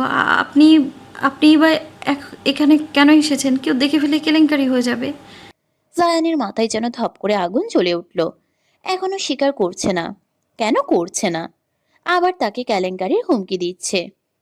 চিবিয়ে চিবিয়ে বলল, বল বল, স্বীকার কর যে বাপের ভয়তে এইভাবে এখানে লুকিয়ে আছিস। সেই বাপ কার? জিহানের বাবাকে। কলঙ্কিত তো তুই হয়েছিস। আর কিসের কলঙ্কের ভয় দেখাচ্ছিস আমাকে? এবারে পুতুল যেন নিজেও কথার খেয়ে হারিয়ে ফেলল। সে বুঝতে পেরেছে জায়ান সব জেনেই তাকে প্রশ্ন করছে। দীর্ঘদিনে জমিয়ে রাখা রাগ ও ক্ষোভ কষ্টে বুক চিরে উগড়ে এলো কথা। নিজেকে জায়ানের থেকে ছাড়িয়ে বলল, হ্যাঁ, পাপি আমি, এখন এই পাপ বয়ে বেড়াচ্ছি আমি। পাপি আমি, কলঙ্কিনী, স্বীকার করছি আমি। কিন্তু আমি এই পাপের কথা আপনি এটা জেনে কি করবেন? জায়ান শান্ত হলো একটু, চোখে মুখে অসহায়ত্ব নিয়ে মেঝেতে শরীর ছেড়ে বসে পড়ল। তার আর শরীর চলছে না, হাত পা ক্রমাগত কাঁপছে। একজন শক্তপোক্ত পুরুষের এমন নড়বড়ে আচরণ খুব স্বাভাবিক নয়, তবে তার ক্ষেত্রে এটা অস্বাভাবিকও নয়। রাগে পুতুলের অতিমাত্রায় ফর্সা মুখ রক্তিম বর্ণ ধারণ করেছে, নাকের ডগা টকটকে লাল, চোখের পিসিগুলো লাল হয়েছে বেশ। নিজেকে সামলে ঠিক করে বসে জিহানের দিকে সিটিয়ে গিয়ে জিহানকে আঁকড়ে ধরল। জায়ান এগিয়ে এসে জিহানের পায়ের কাছে বসলো, ছোট ছোট পা জোড়া নিজের 2 হাতের মুঠোয় নিয়ে নিল, পায়ের পাতায় শব্দ করে অজস্র চুমু খেল। পুতুল অবাক হয়ে অপলক দৃষ্টিতে তাকিয়ে রইল জায়ানের দিকে। জায়ান জিহানের পা জড়িয়ে ধরে ফুপিয়ে কেঁদে উঠল। ফুপিয়ে ওঠার শব্দ পুতুলের কান অবধি পৌঁছালো বোধ হয়। পুতুল ছটফট করে উঠল, খানিকটা নরম হয়ে জায়ানের কাছে এগিয়ে এলো। জায়ান মাথা নিচু করে জিহানের পায়ে নিজের মাথা ঠেকিয়ে রেখেছে, হয়তো কাঁদছে। কিন্তু কেন? জায়ান এবারে অস্পষ্ট স্বরে বলল, আমি কাপুরুষ, আমি একজন কর্তব্যহীন লোক। আমার জন্য তোর জীবনটা এমন আগাছার মতো কাটছে। আমি কিভাবে ক্ষমা করবো নিজেকে? কি করলে তোর জীবনের এতগুলো দিনের কষ্ট আমি মুছে দিতে পারবো? জিহান নিজের পায়ের পাতায় তরল কিছু অনুভব করতে হালকা নড়ে উঠল। জায়ান তবুও ছাড়ল না জিহানের পা। নিজেকে শান্ত করার চেষ্টায় সে মাথা তুলে জিহানের পায়ের কাছ থেকে উঠে জিহানের মুখের কাছে গিয়ে ঘুমন্ত জিহানকে কোলে তুলে নিল। জিহানের গভীর ঘুমটা উবে গেল, চোখ ডলে নিল। জায়ান জিহানকে শক্ত করে নিজের বুকের সাথে জড়িয়ে ধরে রেখেছে। জিহান আচমকাই ঘুমের মধ্যে এমন কাজের অর্থ বুঝতে পারল না। ফ্যাল ফ্যাল চোখে আবছা আলোয় লোকটাকে চেনার চেষ্টা করলো।